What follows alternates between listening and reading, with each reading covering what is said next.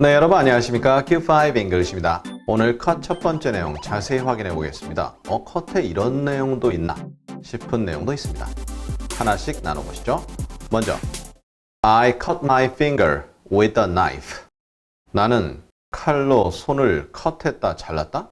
그럼 손가락이 손에서 떨어지나요? 그것은 cut off입니다. 그냥 cut만 쓰게 되면 표면에 상처가 났다는 얘기입니다. 즉, 칼에 베었다는 얘기죠. 그리고 with the knife를 했는데요. 칼을 이용해서 손가락에 상처가 났다는데 by a knife 어떤가요? by a knife 쓰면 이게 우화가 될지 뭐가 될지 모르겠지만 칼이 막 살아 움직입니다. 그래서 저는 가만히 있는데 칼이 와서 제 손을 베고 갑니다. 좀 이상하죠? 그래서 by a knife 안 맞습니다. with a knife가 맞습니다. My baby brother is cutting a tooth.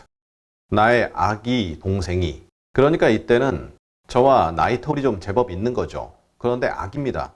이제 막 치아를 그리고 그것을 치아 하나를 잘랐다? 이거 아닙니다.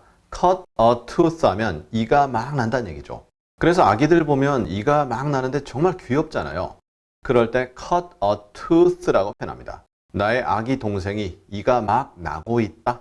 is cutting a tooth 이렇게 표현합니다. 그 다음에요. 제가 신용카드를 좀 많이 썼습니다. 신용카드가 너무 많아서 감당이 안 되네요. 아이고 이런. 그럴 때 저희 와이프가 저에게 이렇게 얘기합니다. Cut up your cards.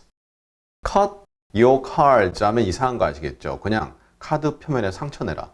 그러니까 cut up. 그러면 카드를 절반으로 숭당 자르는 거죠. 그런데 카드가 하나만 있는 게 아닙니다. 여러 개가 있죠. 그러니까 cut up, up입니다. Cut up your cards. 이렇게 명령할 수 있습니다. 물론 여러 가지 다른 표현도 가능하겠지만 cut up your cards 괜찮습니다. Do you mind if I cut in front of you? 당신 앞으로 제가 잘라 넣으면 괜찮을까요? 뭐뭐 해도 괜찮을까요? 라는 예의 바른 표현이죠.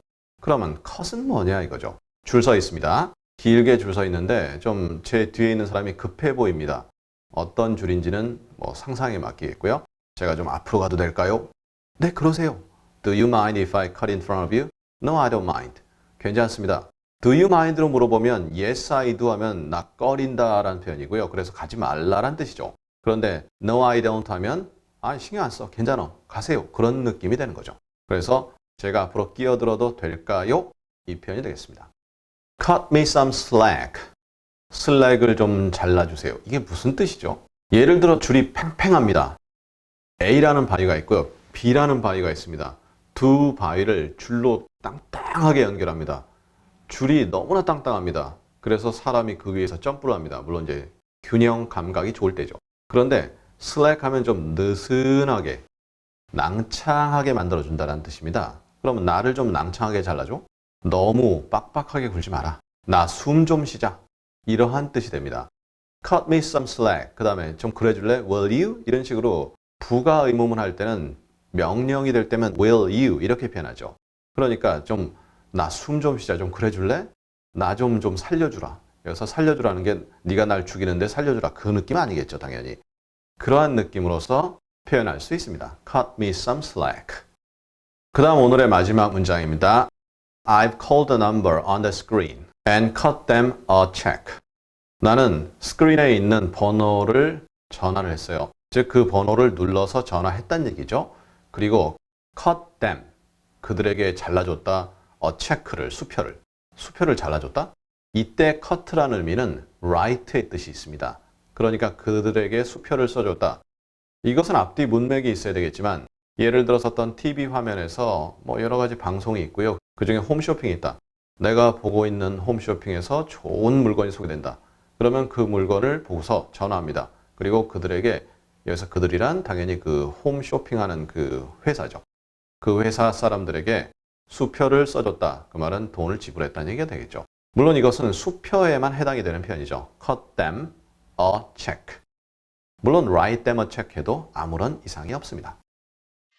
자, 이렇게 해서 오늘 cut으로 이루어진 첫 번째 내용 자세히 알아보았습니다. 여러 가지 내용이 있고요. 이런 것도 있나 이렇게 확인할 수 있는 그러한 내용이 있었습니다. 자, 그럼 우리 다음 시간에도 cut으로 이루어진 여러 생활체 표현 하나씩 나눠보도록 하겠습니다. 감사합니다.